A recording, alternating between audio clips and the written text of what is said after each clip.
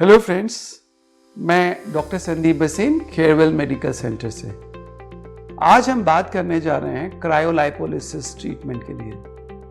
आप सब जानते हैं क्रायोलाइपोलिसिस एक नॉन सर्जिकल मेथड है बॉडी कंटूरिंग का और इंच लॉस का। और बहुत सारे लोग इसके बारे में पढ़ते हैं और इसको सोचते हैं कि हम ये करवाएं।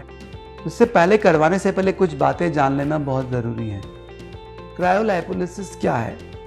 क्रायोलाइपोलिसिस का जो वर्ड है इसका जो मतलब है, क्रायो मीन्स वेरी कोल्ड यानी ठंडा, एंड लाइपोलिसिस मतलब डिसॉल्विंग फैट को जब हम बहुत लो टेम्परेचर पे एक्सपोज करते हैं तो उसके as a result of that fat cells हमारे कम हो जाते हैं, जिसको अपोप्टोसिस बोलते हैं। उसके द्वारा इस प्रोसीजर को क्रायोलाइपोलिसिस बोला जाता है। तो क्रायोलाइपोलिसिस इंच लॉस का एक अच्छा टेक्निक है, मेथड है।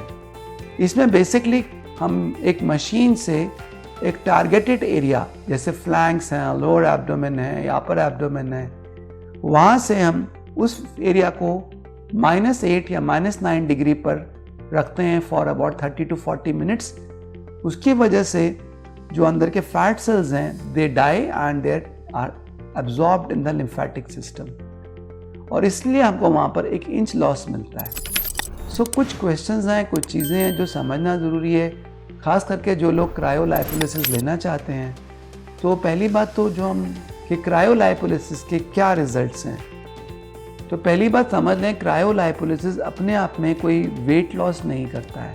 It is not a weight loss procedure, it is a inch loss procedure. इसको बॉडी कंटूरिंग प्रोसीजर भी बोलते हैं। सेकेंड क्वेश्चन आता है कि अगर ये इंच लॉस है तो बॉडी में से कितना फैट कम होता है, कितने इंचेस कम होते हैं। देखिए, इसमें यह समझना ज़रूरी है कि क्रायोलाइपोलिसिस वहीं पे काम करेगा जिस एरिया को हमने टारगेट किया है। पूरी बॉडी में से फैट लॉस नहीं करता है ये। मान लो हमने एक एरिया लिया फ्लैंक्स का, उसको हमने अपने प्रोब के अंदर सक्शन के थ्रू अंदर लिया एंड उसको -8 -9 डिग्री तक एक्सपोज किया। उस एरिया में जो फैट लॉस होगा वो 20 to 30% ऑफ दैट एरिया होगा। That is very important. जो 20 to 30% फैट लॉस है वो टारगेटेड एरिया का फैट लॉस होता है। अगर हम एब्डोमेन की बात करें और तो हम अगर जानना चाहें कि क्रायोलाइपोलिसिस के बाद कितना इंच लॉस होगा, तो बहुत सारे फैक्टर्स पे डिपेंड करेगा। पहली बात हमको ये समझना है कि हमने कितने प्रोब्स यूज़ किए। अगर हम 2 प्रोब यूज़ कर रहे हैं जो फ्रंट में हैं तो उसमें इंच लॉस डिफरेंट होगा कंपेयर टू अगर हम फ्रंट और बैक दोनों में, यानी 2 प्रोब फ्रंट में 2 प्रोब बैक में यूज़ कर रहे हैं, टोटल 4 प्रोब यूज़ कर रहे हैं, ऑफ कोर्स इंच लॉस ज़्यादा होगा। Now there is another thing, जब भी हम मेजर करते हैं क्रायोलाइपोलिसिस में तो हमें 2 चीज़ें मेजर्स करनी होती हैं। एक तो हम सर्कमफ्रेंस लेते हैं जो इंची टेप से लिया जाता है, सेकेंड कैलिपर थिकनेस भी चेक की जाती है। कुछ एरियाज़ हैं, जैसे सपोज अगर हम आर्म्स में क्रायोलाइपोलिसिस ले रहे हैं, अपर आर्म में, और बाजुओं में क्रायोलाइपोलिसिस अगर हम लेते हैं तो उसमें फैट लॉस होता है लेकिन कोई स्किन टाइटनिंग नहीं होती, बिकॉज क्रायोलाइपोलिसिस स्किन टाइटनिंग नहीं कॉज कर सकता। तो इसलिए वहाँ पे स्किन सैगिंग हो सकती है। Because of that it is possible अगर हम आर्म्स में देखें क्रायोलाइपोलिसिस के बाद तो हमारा सर्कमफ्रेंस में कोई लॉस नहीं आएगा।